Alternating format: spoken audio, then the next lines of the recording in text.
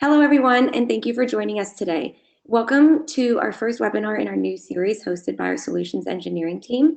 Today, we will be discussing provisioning VMs to public clouds with HashiCorp Terraform. I'd like to introduce you to our presenter today, Roger Berlin. He's our senior solutions engineer at HashiCorp. Roger will walk through the basics of Terraform and then go into an in-depth demo.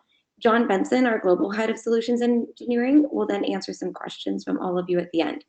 I also want to note that this webinar is recorded and the recording will be made available after post-processing, usually within a day or two.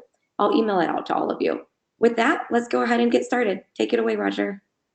Okay, great. I think you need to let me share my screen or make me presenter maybe.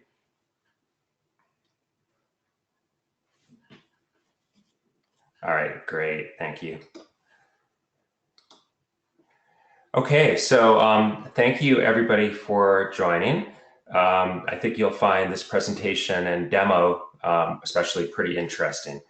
Let me start with some slides. I know a lot of people don't like looking at slides, but I think it's good to level set. You know, in a webinar like this, it's hard to know exactly how much different people know about things, you know, about Terraform. So it's good to level set. But what I'm going to be doing today is giving an overview of Terraform, as Amanda mentioned. And then I will be doing a demo that will show provisioning of VMs to the three major clouds that you see listed here. And I'm also going to focus on something on how Terraform together with Sentinel can provide governance to the provisioning to make sure that the infrastructure being provisioned by Terraform aligns, it is enforcing your policies about what kind of things you want. So this is what regions to deploy to, the sizes of VMs, and things like that. So let's try that again. There we go. What happened there? That went to the very end of the, that's strange. There we, no? Hold on one second, guys, I'm sorry. Oh, you know what, that's why. How did that, oh, I was on the wrong slide. I'm so sorry. Okay, so this is the slide we wanted to start with. And Terraform, you know, overall HashiCorp as a company is focused on helping customers provision, secure, connect, and run any infrastructure for any application. And you see my name listed there again. I'm a senior solutions engineer at HashiCorp. So the agenda for today is to focus on, first of all, the HashiCorp product suite, just a little bit, challenges that customers face and that we address, product design principles, and then we'll talk about Terraform. We'll talk about the open source version first, but then how Terraform Enterprise, the commercial implementation of Terraform, how that addresses organizational challenges, including collaboration and governance. And then we'll talk a little bit about the ecosystem, the use cases, and customers, and then I'll do the demo that I just mentioned. And then Jon Benson, as Amanda mentioned, will be answering some of your questions that you've submitted through chat. Okay, so first of all, the HashiCorp open source suite consists of the 4 products that you see here, and these align to the things I had on that very first slide, which is that Terraform helps customers provision their infrastructure. That's especially typically done by operations teams. Vault helps security teams secure infrastructure and applications. And Nomad helps customers run their applications. It's essentially a job scheduler. And then Console provides service discovery and health service monitoring to actually connect applications together to enable, you know, either legacy apps and especially microservices to find each other. It also acts as a key value store, by the way, distributed key value store. Now, those are the open source products. We can then switch over to the other side here where we have the corresponding enterprise products, you know, and these products add in additional capabilities that meet the needs of teams, in particular collaboration between members of teams, and then governance so that organizations can govern what one or more teams are doing. And of course, I forgot to mention on the left side of the screen that the open source products are aimed at meeting the needs of individuals or small numbers of individuals. So what are some of the challenges of provisioning in the cloud? The challenges include scale. Obviously, when you're provisioning hundreds or thousands of VMs and the associated infrastructure, that's a much more complicated problem than if you're, you know, just doing, you know, 10 or 20. And when you're doing 10, maybe you can just do everything through the AWS UI or the Azure portal. You can use web-based UIs to provision things in a manual fashion. But when you're talking about large scale, you need something that will essentially codify how you're doing that and make sure that things are repeatable. Heterogeneity is another important problem in the cloud, because most customers that we speak to actually are using more than one cloud. Often they have one cloud that might be the dominant one, but sometimes they're using two, sometimes they might use three. And then there's dependencies. When you're provisioning some resources, you might provision a VM and then want to provision a DNS for one of those VMs and map it to the IP of the VM. And so you need to be able to provision different resources, the low-level infrastructure, but also higher-level things, or things that are dependent upon that infrastructure. And so Terraform does help with all of those things. And in fact, in general, the HashiCorp product suite helps with all of those. What are our design principles? In general, codification is the first one. That if things are codified, and so what you might have heard the expression infrastructure as code, and that applies to Terraform in particular. So when you have code that's saying what your infrastructure is supposed to be, and you use that code to do the provisioning, instead of using a UI or some manual process, you can then repeat that. And so your infrastructure it's something you can test and then roll out to production. It's repeatable, it's reliable.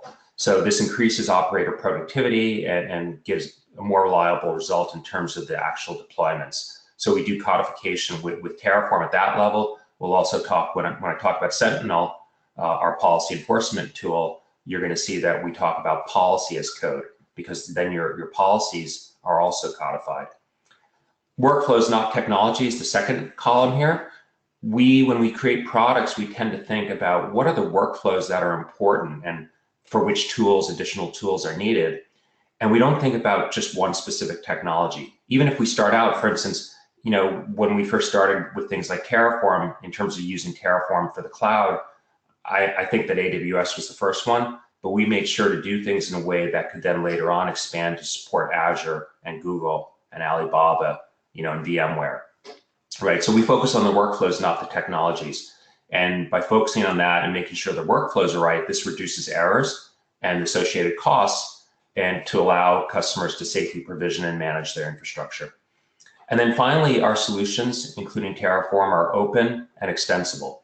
So in the case of Terraform, there's the Terraform core, and then there's also providers. And we write some of those providers, but partners create some of those, and customers can create their own providers. So all of our products have a plug-in type architecture, and this protects you against changes in technologies. It protects you against vendor lock-in, and it just makes our solutions overall more adaptable, so that any customer using our solutions can quickly accomplish what they want to accomplish, and have our solutions interact with the technologies that they're using. One more point I'll make is that most of our products, or all of them, have some level APIs. And in the case of Terraform Enterprise, you're going to see that everything you can do through the UI, you can also do through APIs. And that's important in terms of doing, developing CI/CD pipelines, in which Terraform might be part of that. Okay, this is just a slide showing that we're now, for the rest of this presentation and demo, we'll be focusing on Terraform. And the mission of Terraform is to give a consistent workflow to provision any infrastructure for any application. So those who have used Terraform open source will know that in general, there's two steps of provisioning anything with Terraform. You do the plan, and then you do the apply. So the plan will show you what you're going to provision, and then the apply is what actually does it. And then the other part of this so far is talking about how we're splitting out the core product from the providers. This used to all be part of one open source solution, and if we wanted to make changes to the providers, we had to do a new release of the core product. Now we no longer need to do that. Different providers can be released on their own schedule, so that's very important.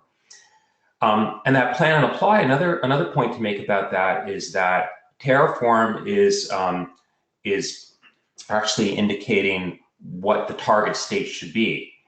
So it's not procedural in nature. It's actually indicating that if you say you want to have 10 VMs and you have a plan to do that, and you've run that, and later on you modify the plan to expand to 15 VMs, Terraform will only deploy an additional 5 VMs. It's not going to deploy an extra 15 VMs on top of the 10 that you already had.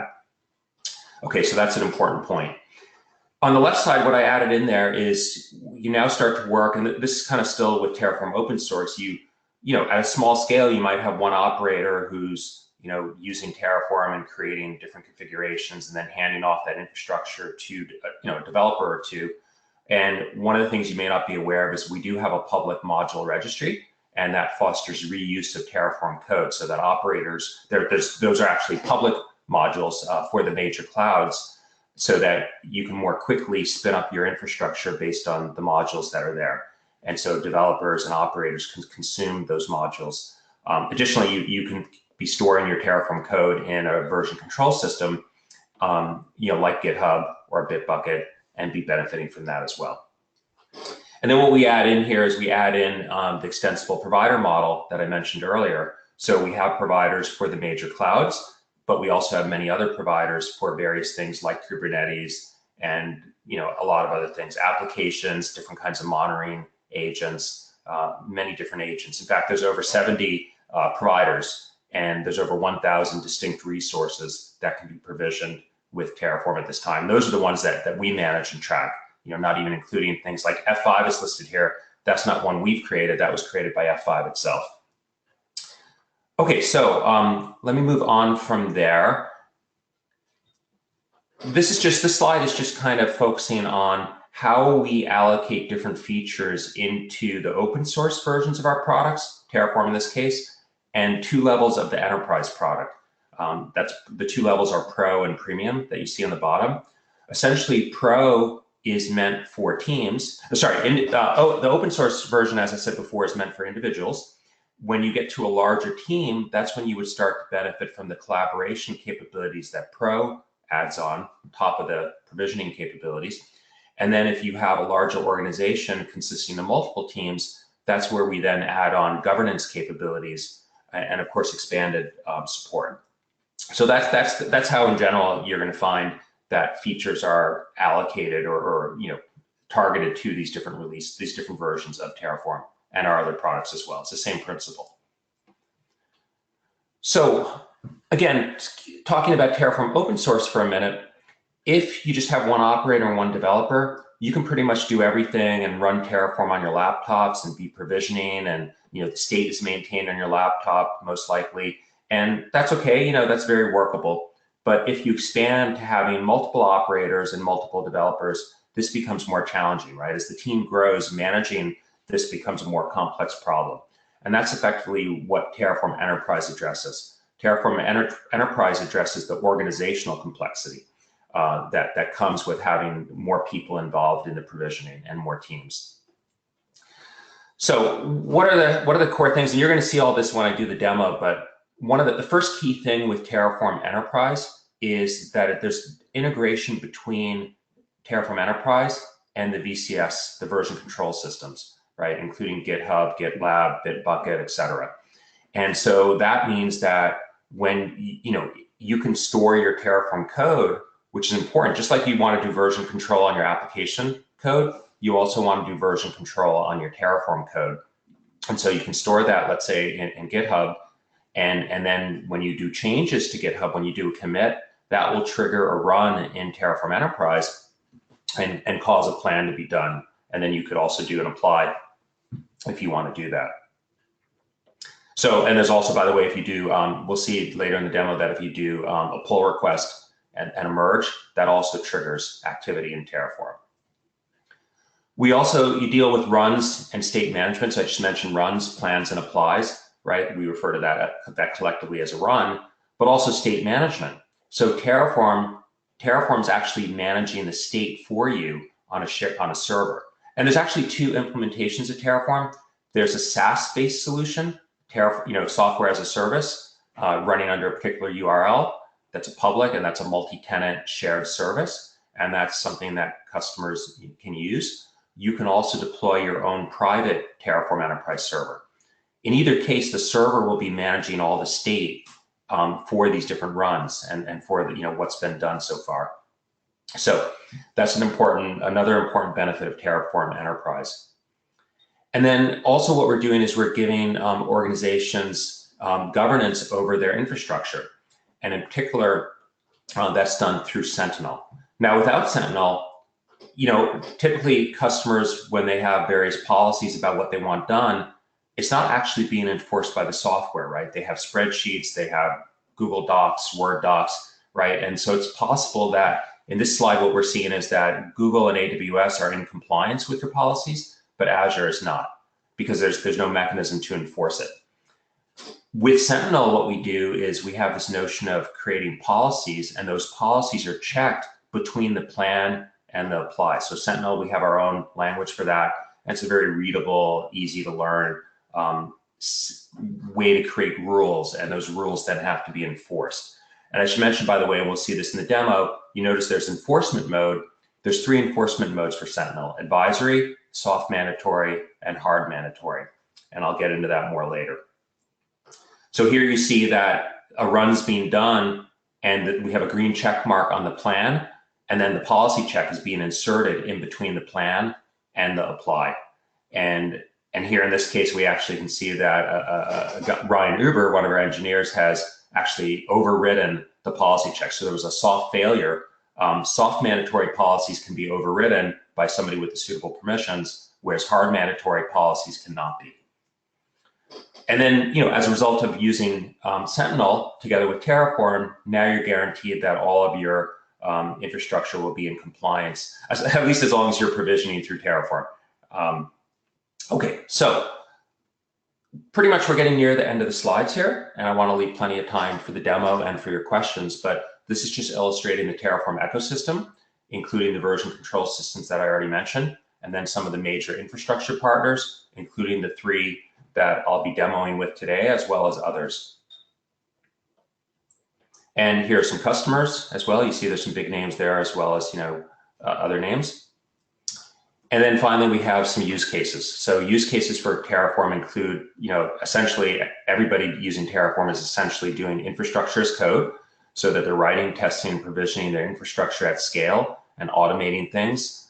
Again, I mentioned that Terraform Enterprise has an API, so that allows you to automate provisioning, into Terraform, from Jenkins or from other tools as part of your CI/CD pipeline. And of course, Terraform Enterprise can be used with Packer, our own Packer solution, if you're using Packer to build your AMIs and your VMs. And then we have multi-cloud management as a second use case, providing operators with a consistent workflow to safely provision any infrastructure without losing the full capabilities of each cloud. So again, this gets back to the heterogeneity challenge that I mentioned earlier. And then self-service infrastructure, allowing operators to provide Terraform modules to a larger group of developers who can then run their applications and provision the things that they need with Terraform using those modules. And those modules then will be written in a way to conform to the Sentinel policies. So we're ready for the demo. I hope you guys are too. And this is where I'm now going to go through and do what I mentioned earlier. Okay, so with that, let me minimize that and let me switch over here to, let's start with Terraform. So we're looking at the Terraform UI here, and what we have here is I'm in a particular organization called Cloud Operations, and I have 4 workspaces defined. And I see the most recent status for each of those workspaces. We happen to have done a dry run yesterday, so we did some things yesterday, and we see that there were, 3 of them were in an applied state, and 1 was in a planned error state, which was intentional. And what we see here is I have 1 workspace that's pointing against app in Azure. These are all pointing against GitHub, and I'm going to show you those repositories, but one of them is pointing against a repository to provision Azure VM. 2 of them are actually doing AWS EC2 instances, because I have a dev and a prod instance of that, and then 1 is for Google. Now, I also want to show you some of the organizational settings and how we control things and how we allow teams to work together. You can see here on the team management screen that I have 3 teams: developers, operations, and owners. In the developers team, we have 1 user named Roger Dev. On the operations team, we have 1 user named Roger Ops. By the way, notice also there are API tokens that can be used for scripting and automation purposes that you can create at the team level. And then those team tokens will have the permissions of the teams. And then we have the owners organization. So we see myself and we see Jon Benson, and we see a few webhooks that have been created. So these are the owners essentially have permissions to do everything within an organization. They're the owners of the organization, they're the super users. The other teams will have different permissions in different workspaces depending upon what you assign. So if I were to go into the GCP, the Google Compute Instance workspace, and look at access, we can see that the operations team has admin privileges and the developers team have read privileges within this workspace. And there's also another level of permission called write permissions. So that's how we control access, and that's how we're enabling the collaboration and the organizational governance at the team level. Okay, so with that, let's do some provisioning. Let me show you first of all what I have for the Google workspace, the GCP compute instance. Notice this is pointing against our Berlin GCP compute instance, and I'm pointing against the dev branch of that. And if we go look at that over in GitHub, we can see that this just has a simple main.tf file. It's quite simple. And what I'm actually doing here is I have some different variables, some Google credentials and GCP project and other things like that.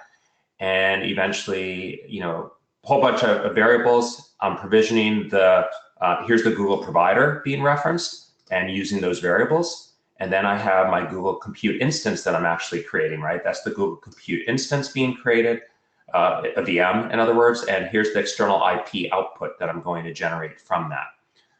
Let's actually go do that. Before I do it, let me just show you the variables. Notice GCP credentials. Those are my Google credentials that I need to provision anything into Google. Note that it's not visible. That's because we have the ability in Terraform Enterprise to mark variables as sensitive, meaning that they're write only. Sorry, they're write only. So you can see them as you're creating them, but after that, nobody can see them. Even I can't see them, and I can't uncheck the box. So we have the Google credentials, which project I'm going to provision into. We can see over here I have my, I'm set to that project, and there's no VM instances currently. And we have this other thing, confirm destroy, just lets me destroy it later. We don't care about that. So let's go ahead and queue the plan. I'm going to queue it from here. And when I do that, it takes me to the runs page, and we can see that a run is pending and is now planning. So we're in the planning state. And while we're doing that, let me show you the policy that's being involved here. So I have 4 different policies here, and this one, these are the Sentinel policies, and this one I have restrict GCP machine type. So what I'm doing here is, this part is because I can have modules. I don't have any in this case, but as a generalized principle, I'm basically looking for VMs across all of my modules. Specifically, sorry, I'm looking for Google Compute Instance VMs across all of my modules, right? I'm looping through all modules, and then I'm returning a list of basically building up a list of all those VMs. I have an array here, a list of what my allowed Google machine types are. I get my machine types, I get my list of VMs, and then I'm basically just going kind of a loop. It's a certain structure going through, and I'm saying for each Google Compute instance, I want to make sure that the machine type is inside that allowed machine types list. Excuse me one second.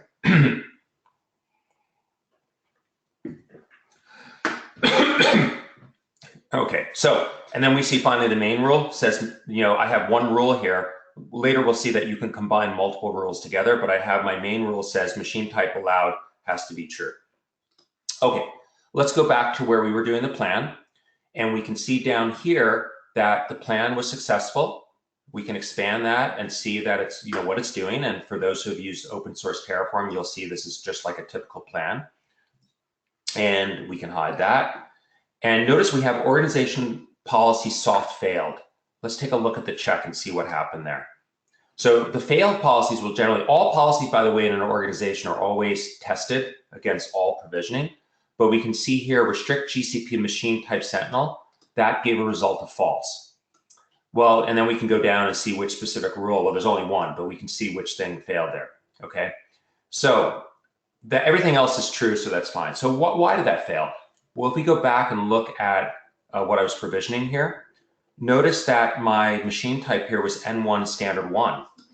Well, and remember what I was allowing in the Sentinel policy was N1 standard 2 and 4. Well, this one's even cheaper, right? So, okay, if somebody wants to provision something, the whole reason for limiting the instance type probably is to save money, right? So what I'm going to do here is I'm going to override. I'm going to say, the that's even cheaper.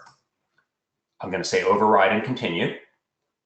So remember, this was a soft failure. This was one of the policies that I'm allowed to override. We see my comment showed up, and now I can go ahead and provision that to Google. So now this is going to start doing the apply. So you see how we now have a 3-step process in Terraform Enterprise. We have plan, policy check, and apply. So while that's running, what I'm going to do is I'm going to move on to the Azure workspace. Let's move on to Azure. And if we look here, we see that it's integrated into our Berlin Azure modules test. So I don't need the Google one anymore. We can come here and look at Azure. This one's a little more interesting in that when we look at the main TF here, we're going to see that this is actually using a module. And in fact, it's using a module from our public registry. So I mentioned the registry earlier. And here I have a screen showing our Terraform module registry, the public one. And if I search for Azure, we can see that there's a bunch of different modules already there. And the compute module happens to be the one that I'm using. And for each module in the registry, you're going to have a README that gives an example of how to use it. We're going to see what the inputs are, including whether they're mandatory, required, or optional. Those are the variables that you might have to populate. We have outputs, dependencies, possibly depending on other modules, and resources. What resources are being created. So that's the public registry. And in the case of Azure, what we're doing is we're actually creating that. Now notice I'm creating a Windows, just one Windows VM here in that module. We can see that here, it's Windows Server. Now, if we come back to Terraform and look at my variables, again, I have a Windows DNS prefix, which is a Terraform variable, including my name. And then I have my Azure credentials, my 4 separate credentials that are all invisible, just like before. So we could go ahead and queue this plan. And now this is going to start queuing that. And while we're doing that, let's take a look at the Terraform policy. So that Sentinel policy that we have for Azure. What I have in this case is one that is, again, going to get all the Azure VMs. It looks like the same function. It's a little bit different because it's looking at Azure virtual machines instead of Google Compute instances. And then what I have here is, instead of an array or a list of instance types, I have a list of publishers. So we're saying here that we only want to allow Windows and Red Hat Azure instances. We don't want Ubuntu or other things for whatever reason, right? Somebody might prefer a certain flavor of Linux to be used because you have a support contract maybe with Red Hat. And then what I'm doing is I'm saying the storage image reference .publisher has to be in that list. Okay, so let's see what's happening with our provisioning. We've gotten down to the policy check, and all the policies passed this time because remember I was doing Windows, so that's great. I can just go ahead and confirm this. I could add a comment if I wanted to, but I don't need to. So I've applied that. By the way, if I come over to Google now, notice that we have a VM has now been provisioned. So my provisioning at Google was successful. So that worked. And over here, we'll see that we'll start to have some things showing up. Now I have a Terraform Compute resource group, and that will eventually start to show more things. We're going to get a VM there. So this is Azure starting to create a bunch of things that the VM needs inside that resource group. Okay, so while that's running, let me move on to the first of the 2 AWS instances. And again, by the way, notice that I've been triggering these runs from inside the Terraform Enterprise UI. But later I'll show you how we can do things from GitHub directly. So in this case, I'm going to queue this. Oh, let's take a look at what we have. We have our Berlin AWS EC2 instance. And if we look at that code, what we're going to see is this is like the Google code that I had before. But what I've done here is I'm using a best practice, which is to separate out the variables into their own separate variables file, variables TF. And I have the outputs separated into an outputs file. And then we have our main TF. So the main TF here is very simple. I'm just provisioning a Ubuntu instance. Okay, so that's what's going on there. And what I want to call your attention to, though, is note that the region here is US West 1. If we look at our policies for AWS, we have one that's restricting instance type, and we have one that's restricting the region. If we look at the one restricting region, what we're going to see is that I'm restricting the region based on the availability zones. I'm basically saying that the availability zone has to be US East-1 and then some letter, right? Those are all the availability zones in that region. So I'm saying this has to effectively be in US East 1. Okay, well, let's actually try some provisioning there and let's see what happens. Variables, by the way, again, I have my AWS keys here. And I should mention, by the way, you see all these cases where I'm having the credentials that are hidden. One thing we have as well with Terraform is we do have a vault provider. So I mentioned in one of the first few slides, vault as securing infrastructure. One of the things you can do with Terraform is store all your credentials in vault and then get the credentials from vault instead of storing them here. So using the Terraform vault provider, you could have your credentials stored in vault and get them from vault. So that's my little advertisement for vault here. Okay, so we have our variables. Let's go ahead and queue this. So we're going to wait for that to queue. And while we're waiting, we can come here and refresh what we have going on in Azure. And notice that we do now have a VM. Here's our VM that was created. So there's our demo TFE for Terraform Enterprise VM. So that was provisioned. Okay, so if I refresh here, now I'm in my AWS console. I don't have anything yet. Oh, well, of course I haven't done apply. Now I have an error, right? And in fact, what we see down here is organization policies hard failed. Well, why is that? Of course, it's because of the region, right? We're going to see up top here that the actual policy that failed was restrict AWS region, which is hard mandatory. And that's because of the availability zones. Now, because this is hard mandatory, I'm not given the option down here of overriding, right? I can leave a comment, but I can't override. So what are we going to do about this? I have to go fix my Terraform code over in GitHub. So notice I'm on my dev branch. I'm going to fix it in dev first. Let's go change this to US East 1. And I think we're good on time. US East 1, and I'm going to down here say changing region to US East 1. And let's commit that. Now, before I do that, if I just come back here, let's just look at the current run. Notice current run plan errored a minute ago. All right, let's commit the changes and let's see what happens. Over here in Terraform, if I refresh, we now see a new run being done, right? This was triggered from GitHub a few seconds ago. And we see our plan being run. Our plan is going to provision some Terraform, some things into AWS. It's going to provision the AWS instance, the Ubuntu instance. And now our policies have all passed, right? So now we're good, and we can go ahead and apply that. So that's going to show up in AWS pretty soon.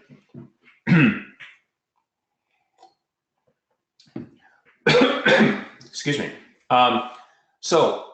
So that's gonna show up in AWS. But what I want to do next is I want to then go to the prod workspace. Remember, I had a second AWS workspace. Let's go over here, and what I'm going to do is, now remember, I want to make sure that I'm provisioning the right region. What I can do here is I can do a pull request from dev into prod, right? So we're going to go into prod from dev. Notice here there are things to commit. Right, this is my most recent commit that I just did. And I can say merging dev to prod to use right region. And I can go ahead and do that create pull request. Now, when we look here and I refresh this on the current, remember I'm in the prod, I'm looking at prod. Now we see that a run is being done and it's planning. And I won't show you the plan, it's going to be the same thing as before, pretty much. Policies passed.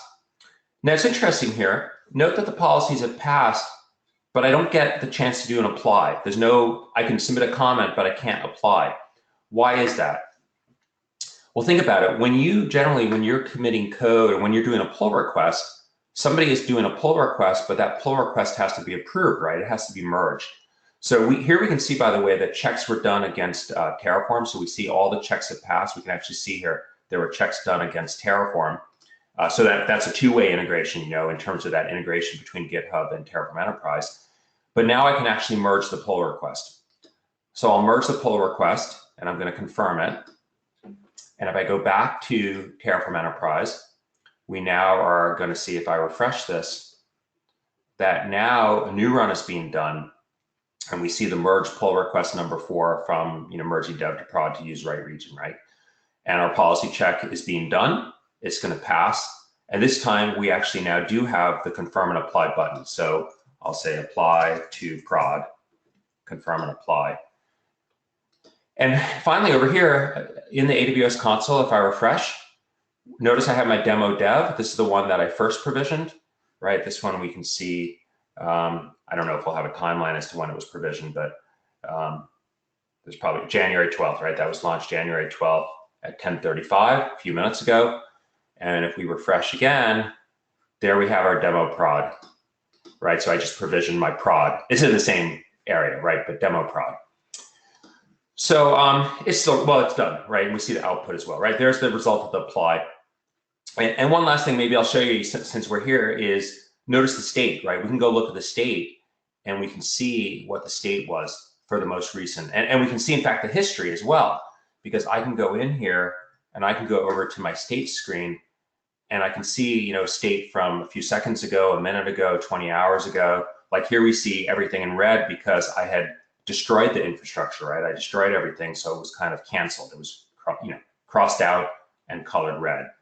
So that's another thing you have in Terraform Enterprise is the state management. So to summarize what I did here today is I provisioned VMs into Google, Azure, and AWS. I showed you in the case of Azure of using a module, a compute module from the public Terraform module registry. I also showed you how the Sentinel policies were checking things like instance types and sizes and publishers and regions. You could also do things, for instance, like verifying that the IP range of, let's say, a subnet IP that in your firewall rules and your security groups for AWS that you don't allow access from 0.0.0.0.0, right? You might want to prevent that. So those are some of the things. So that's essentially what I showed you. And I also showed you the promotion or the interaction of a VCS system, in this case, GitHub, with Terraform Enterprise, in particular when we did a commit from GitHub and also when I did a pull request and a merge, right? We saw those interactions. And we also talked earlier about the teams and, you know, the teams and the way we control who can do what within Terraform through teams and organizations. And you can, by the way, you can define multiple organizations. You can see here I have multiple organizations there. Okay, I think that's it. So with that, I'm going to hand things off to Jon Benson, who will now start to answer some of the questions that you've hopefully been submitting. Thank you very much, and I'll stop sharing my screen as well. All right, Jon, you're up, if you're not muted. Hi, everyone. I've been trying to answer some of these in line here. So if you've been getting the messages through the chat, you can look for some of the links and documentation. Turn on my video here. There we go. Hi, everyone. And so I'll continue to look through those lists, the list here. Some of the ones that I did answer that you can look through the chat for are, what are the resources do you have available to get an intro to Terraform and set up a test case? For that, the links I provided were the Getting Started guide that we have on the Terraform.io website. And what that has is a number of examples that are easy to follow for getting started, provisioning just a simple EC2 instance like Roger was showing in AWS, in Azure, and GCP, wherever you might want to. And then there's also some more involved demos in the examples section, which is on the left bar there. I provided the link in the chat as well.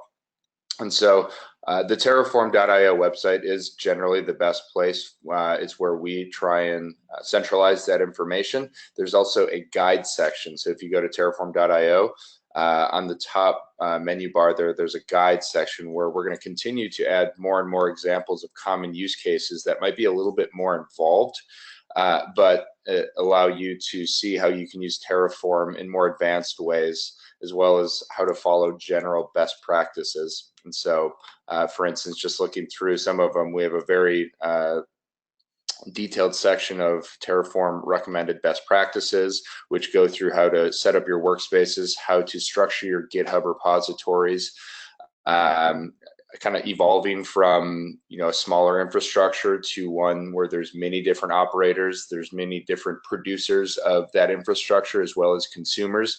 So for instance, you might have a networking team that builds a lot of networking resources, and you want that in one GitHub repository so you can manage the ACLs effectively and ensure that it's only your networking team that's managing that infrastructure. But of course, you're going to have people who want to provision resources within that networking infrastructure, and in which case you might have a separate GitHub repository with your ECS resources or your Kubernetes resources or your Nomad resources, so that your developers can leverage those pass type resources to submit jobs and deploy their workloads maybe into your networking team's infrastructure. And so it just provides overall general recommendations and best practices that are definitely good to walk through. So that's where we're going to continue to aggregate that content. You can look on terraform.io, and then there's HashiCorp.com as well, where you can see exciting new updates on new features that are both in the open source and the enterprise, as well as what's going on in the Terraform community. So that's one question. Another question that's kind of in that same vein is, see here.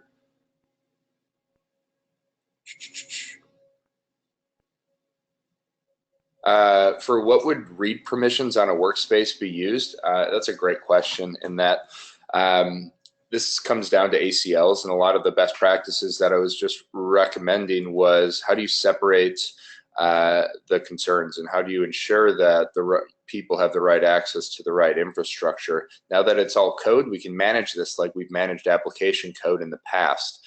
And for Terraform workspaces, you can kind of think you're mapping a workspace to a repository, where a repository is some Terraform templates that you use to provision infrastructure. So you only want the right people to have permissions to modify that code, because it will inevitably modify your infrastructure once it runs through Terraform. What read permissions do is allow you to read the outputs of that workspace, and there's more than outputs there, as Terraform Enterprise has an API. So you have the read access to what the workspace exposes through its API. And so a scenario that I just walked through was you have a networking team that has a workspace, and that's tied to a GitHub repository that has networking resources. So they have a VPC, let's say private subnets, public subnets, internet gateways, etc. And they've stood up that infrastructure, and now they want to expose it to other people across the organization. So you might have one development team who has a Kubernetes cluster. You have another development team that has a Nomad cluster. You have a separate development team that has an ECS cluster. These are all resources that they're then wanting to deploy into the networking team's infrastructure, but they need to know where that is, what that is. There's VPC IDs, private subnet IDs, etc., that the networking team will want to expose. And so what we can do is use the read permissions on the Terraform Enterprise Workspace to ensure that the consumers of that networking infrastructure is, or that the consumers have access to that networking infrastructure, where I can stand up my ECS resource and to do, or whatever, maybe it's an EC2 instance that I want to run my application on, I can then read from the networking team's workspace what the private subnet IDs are that I'm going to launch that EC2 instance or auto scaling group and launch configuration into, so that I don't need to know the makeup of a VPC or the private subnet or all the firewalls that the networking team has, you know, the general best practices in their mind for. I just need to know where it is, and so I can do it in an API-like interface where I read the Terraform remote state resource by providing my token that has read access to that workspace. And so you can start to separate out your infrastructure. And if you think about microservices, you can think about it like micro infrastructures, where rather than having all of my infrastructure code for networking and all the different teams in one repository or in one place, where it would be a nightmare to manage access and ensure that no one breaks stuff, you can start to separate that code or Terraform templates out into separate repositories, separate workspaces, but still allow them to work together through Terraform remote state. And so I'm going to find the question there, because there is the Terraform remote state resource, which I've got a link to. It sounds like we're getting a good amount of questions coming in, so I'll move on. There we go. Send to all. All right. Is the source code for this demo available for anyone to explore Terraform and build upon what's constructed? Yes, what we're going to do is send that out in a follow-up email. So the resources that Roger put together, as well as a number of other resources that we're continuing to work on, will be available, and we'll follow up to the group shortly after, so that you can see those. Let's see. Due to audio issues. All right, can you integrate with Microsoft Active Directory for the team member logins? So what Terraform Enterprise exposes is a SAML integration, and we recently landed that in Terraform Enterprise, and we're excited about it because it does provide these Microsoft Active Directory team member login type login scenarios or authentication scenarios. So what I'll do here is post the link to the SAML documentation in Terraform Enterprise, and you can go look at that, but it is available. See, I'm assuming that the Atlas GUI is part of the Terraform Enterprise version. Is that true of the GitHub connection? Does the open source version limit one to working only on the local dev environment? So this is a good question. I'll answer the first one. So Atlas, as a bit of a background for those that are familiar with Atlas, Atlas was the initial incarnation of Terraform Enterprise, though it included a number of other enterprise products in a SaaS type offering. Terraform, what we did was break those out into their own enterprise tools to make it easier to consume whatever tool you're actually using. So you're interested in Terraform Enterprise, you don't necessarily want Vault Enterprise and Nomad Enterprise and these other tools that are solving separate use cases. So what we did was convert that to Terraform Enterprise. So we didn't throw anything away. It was just hyper focused on Terraform Enterprise, which is what it's named now. There's a SaaS version and a private version. The SaaS version is, if you go to atlas.hashicorp.com, that's what you're going to see. That's an application that runs, and it has an API. It's running Terraform, the open source binary, for you, but it gives you a lot of collaboration features and governance features on top of what you would get with just the Terraform open source binary. Now, obviously, many companies aren't willing to run their infrastructure from a SaaS, not on their premises. And so what we do have is a private version of Terraform Enterprise, which you can run in your own AWS private VPC. And we're just getting close to releasing an installer where it can run anywhere. So it can run in Azure, it can run in VMware, it can run in whatever location, as long as you provide the compute, network, and storage resources that it will require. So that's something that is in the kitchen, and we're about to release it, and excited about it because it gives you that Terraform Enterprise collaboration and governance features wherever your infrastructure might be, in a private or public scenario. All right, if I was interested in the on-prem Terraform product, how could I use Sentinel as well? Is it a separately licensed module of the Terraform server? So great question.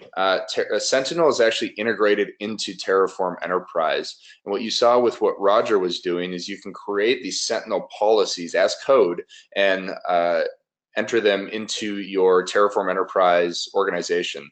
Eventually, it'll get more granular where you can do policies per workspace and that sort of stuff. Right now, it's an organizational-wide set of policies that you can ensure every workspace is running through.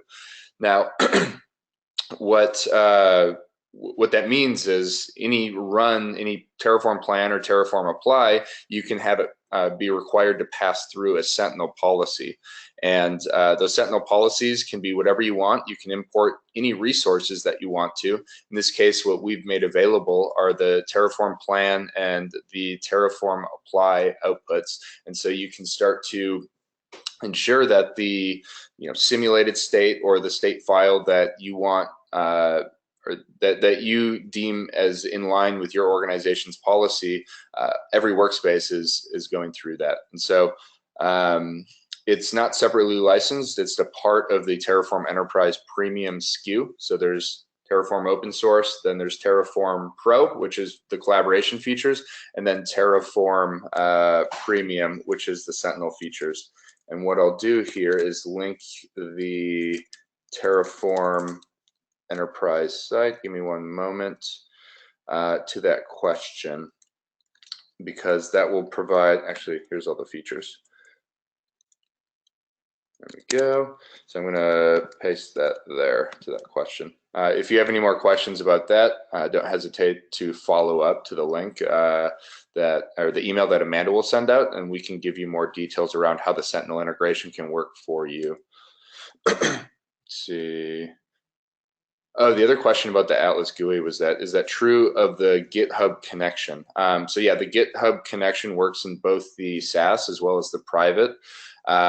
There's some restrictions around if you're running GitHub Enterprise that you may not want it open to the world, in which case the private might make more sense because you don't have to expose your GitHub Enterprise instance to the public internet, in which you would generally have to if you had the SaaS version working. So if it's GitHub Enterprise, a lot of times companies will use the Terraform Enterprise private install. But if you're just playing around with it, the SaaS and public GitHub is a great way to get started and kick the tires. Let's see, does the open source version limit one to working only on the local dev environment? No, you can use, many people use open source to manage very large scale infrastructures. Where Terraform Enterprise comes into play is when you start to require collaboration features. This is common when you may bring Terraform Enterprise into or Terraform open source into your company. You start managing your resources, and then your team member goes, "Hey, what's that?" This is a pretty exciting way to sanely manage our growing growing complexity of the infrastructure. And so what Terraform Enterprise helps you solve for is those team scenarios where you don't want to step on each other's feet. You want to manage the ACLs appropriately. You want to have a good common workflow, centralized workflow for where you store very sensitive variables like AWS credentials and GCP credentials and Azure credentials, essentially the keys to the castle. You want to store those in tools like Vault, which were designed for that sensitive information. The other piece there is the governance model. When you need things like Sentinel, policy as code, when you're rolling this out to very large scale companies, like you saw some of the ones that Roger had mentioned, you start to require those things. So you can use open source as long as you want, and if it works for you, that's great, and we want you to continue to use open source for the rest of the time to manage your infrastructure. We just provide the collaboration governance features if that's what you as a company desire and don't want to build yourself. Is Sentinel Enterprise only? Yes. Is there a way to bulk import the state of current cloud subscriptions into Terraform state? Unfortunately, no. So there's a Terraform import feature, which I'll link here, that allows you to actually do it. And this is different than a lot of other provisioning tools, is that there's no way to take what my existing infrastructure is and pull it into my new orchestration tool. And Terraform does allow you to do that. However, in its current iteration, you can only do it one resource at a time. And so the Terraform state file is what is the source of truth for all your infrastructure. So when you do a Terraform plan or a Terraform apply, it's constantly writing to that state file to ensure that the resources that are available or the resources that have been provisioned are all registered in that source of truth, and that if anything changes, that you can see that drift there. Now, what you're able to do with the import is take existing resources and write those to the state so Terraform is aware of them. Now, moving forward, we have plans to make that better, where eventually the ideal scenario is you put in your AWS credentials and you hit go and it sucks in all the resources and maps them appropriately. However, you can be very opinionated about what your infrastructure or how your resources interact with each other through interpolation, through modules. And so we are still thinking about the best way to create those mappings for you. And so right now it's just a manual import, but you can certainly do it. And you can then design your infrastructure the way that you would if you were just creating it with Terraform to begin with, though with existing resources. Moving on. All right, how do you manage to map an already existing infrastructure that is set up across regions when using Terraform import? It only generates Terraform state, not the initial resources. Do you have the feature mapped? Okay, yeah, so I think I covered this in my last response, but yes, it only writes the state. You still have to write the parallel Terraform configuration. Otherwise, the Terraform plan, because you haven't declared it, will say, I'm going to delete this resource. And so you need to import it into the state and then write the parallel Terraform config so you end up with a clean plan. Yes, we have plans to fix that in the future. I wouldn't say it's going to happen immediately, but continue to stay tuned. And that's something that if you want to follow up to this webinar with, we'd be happy to discuss in more detail roadmap-wise. Are you now or are you planning to support VSTS as a repository? It's not currently on the near-term roadmap. That's a question we can discuss in more detail as well following up this. Is it possible to use Terraform for on-prem infrastructure? Covered that earlier. Yes, it is. Right now, it's GA in AWS, where you can run Terraform Enterprise in your own VPC. In just a few short weeks to months, I would say it'll be available anywhere. So follow up to the email that we send out, and we can give you more details on exactly when it will be publicly available. Right now, it's still in the kitchen. Difference between Terraform open source and enterprise. Good question. Roger covered some of that. Everything that was via a GUI was Terraform Enterprise. Terraform open source is just the single lightweight Go binary that pulls in all the plugins and builds the infrastructure based on what you've declared with Terraform templates. Terraform Enterprise is the application that Roger was doing his entire demo through, which was the workspaces, it was Sentinel, it was a variable management, and that whole workflow. So please follow up. There's features on the website that I had posted before. You can actually post those here or follow up. Please share this slide. We'll share those after. And I think we're just coming up at about time. Amanda, feel free to cut me off whenever we're ready. Otherwise, I'll keep going. John, do you want to take maybe one more question? Sure. Okay. So one last one, which is a good question, is it possible to use Terraform for on-prem infrastructure as well? So Terraform can interact with anything with an API. And so often what you see is CRUD operations on different resources that are exposed through Amazon's SDK, through Google's SDK, Azure's SDK. They're all just resources that they've exposed publicly via an API. And so that's how Terraform can interact with IaaS, PaaS, and SaaS resources all through one common workflow and one common configuration.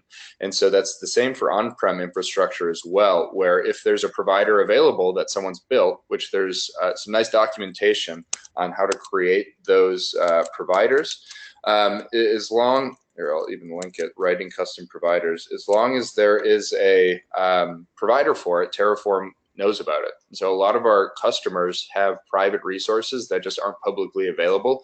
They'll write their own custom provider so that they can manage their load balancers, they can manage, whatever on-prem infrastructure that isn't necessarily a common public resource. So certainly, as long as there's an API. And with that, I will hand it over to Megan, Amanda. If there are any more questions, I know that there was a ton that were asked here. Sorry we couldn't get to them, but feel free to follow up to the email and we can ensure to get those answered at a later time. Okay, thank you so much, John, and thank you, Roger, for doing the demo. We got a lot of great questions from the audience. Thanks, everyone, for being so engaged and asking your questions. I hope everyone enjoyed today's webinar and was able to learn more about how you can use Terraform to provision VMs to AWS, Azure, and Google Cloud. Again, thank you to everyone who joined, and big thank you to Roger and John for their time today. I also want to mention that we have training partners who offer training on HashiCorp tools where you can go even more in depth and hands-on. So if you liked what you heard today, you want to learn more, take a look at our training page at hashicorp.com/training to learn more. And finally, as I mentioned at the beginning, this webinar was recorded, and we will make the recording available on our website after processing. I will also send an email to everyone who registered with the recording link, as well as those questions answered, like John mentioned. You can also keep your eyes out for the recording on Twitter. I'll post the link there as well later today, probably. So thank you, everyone. Have a great day, and we'll see you next time.